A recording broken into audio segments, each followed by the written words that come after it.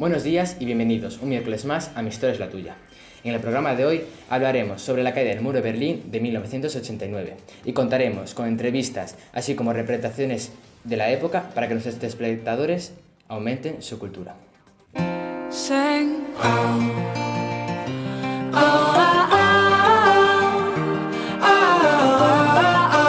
Mi historia es la tuya.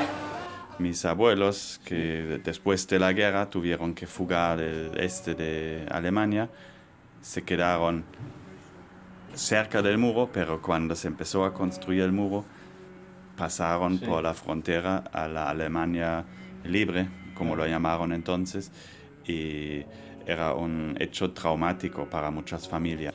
Al terminar la Segunda Guerra Mundial, tras la separación Alemania, Berlín quedó dividida en 4 sectores de ocupación: el sector soviético, el estadounidense, el francés y el inglés. Las malas relaciones entre los comunistas y aliados fueron creciendo hasta llegar al punto en el que surgieron dos monedas, dos ideales políticos y por tanto dos Alemanias distintas. Más tarde, en 1949, los 3 sectores occidentales acabaron siendo la República Federal Alemana y mientras tanto la parte oriental acabó siendo la República Democrática Alemana. Ante esto se creó el muro, en el cual Berlín quedó dividida en 2 partes, donde había 81 puntos de paso.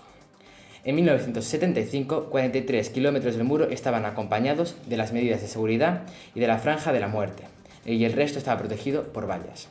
Este famoso muro fue construido por miles de obreros alemanes.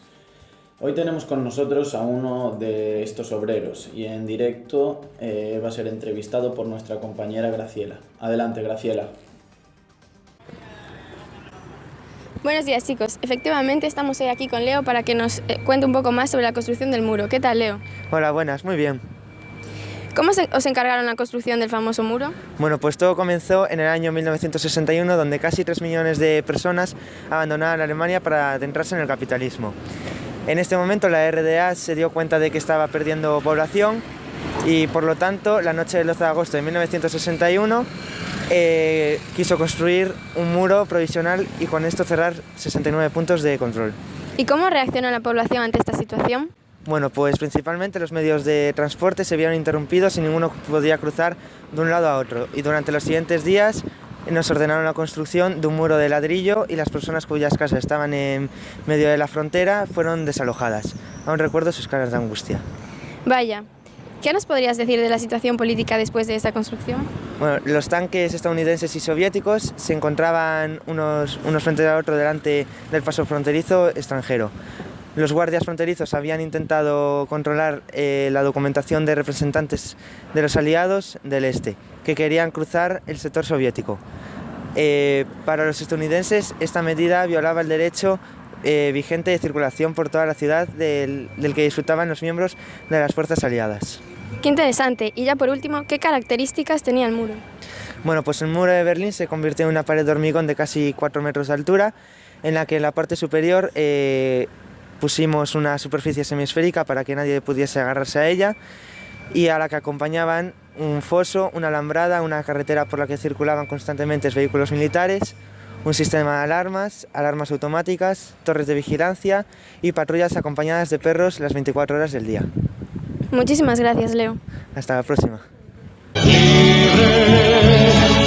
el sol cuando amanece, yo soy libre como el mar.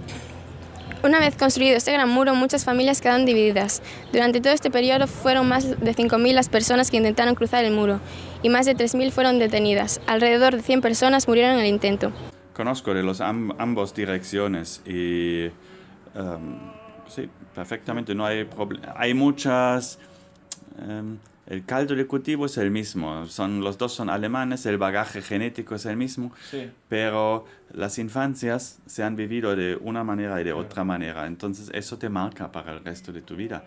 Y lo que al principio es mucha alegría, con el tiempo ves las dificultades.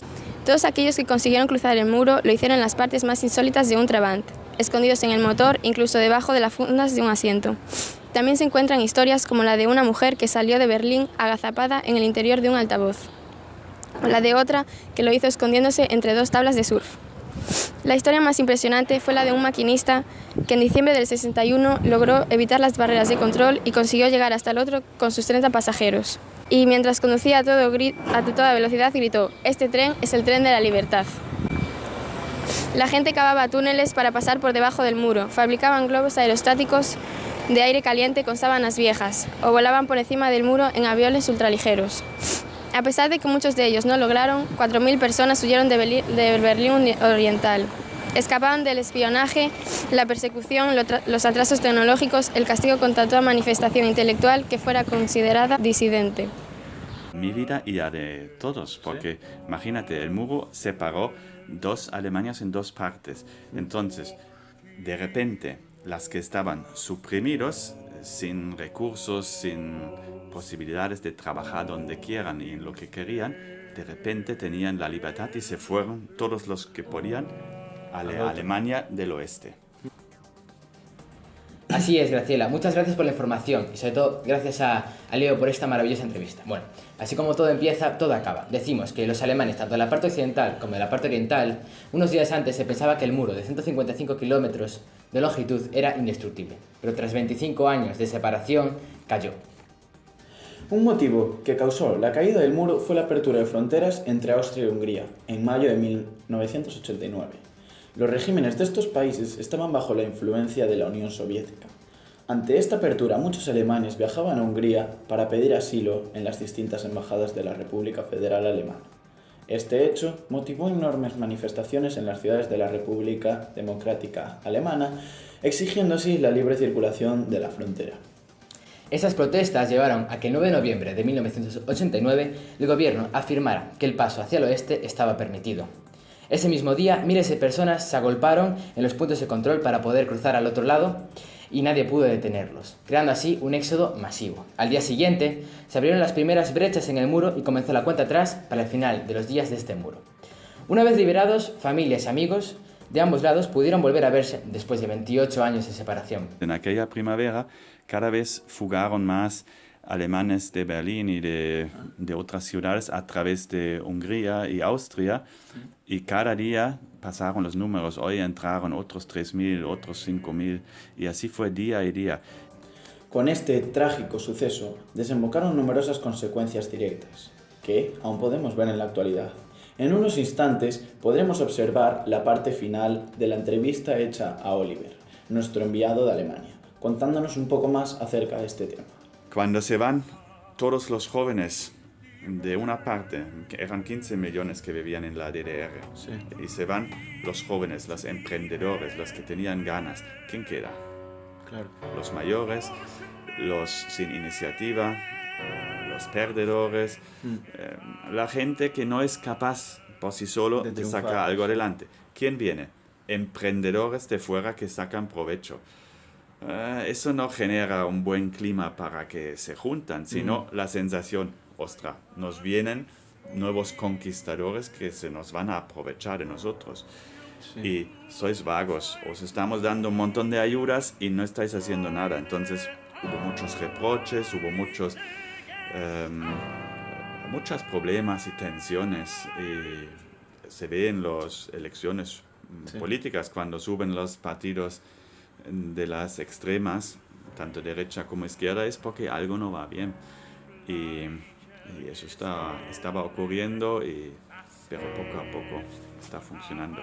También hay ahora algún equipo del este en la primera liga alemana, cosa tan chorra como el fútbol, cuando no hay ningún equipo del este en la liga de todos, es que no está bien.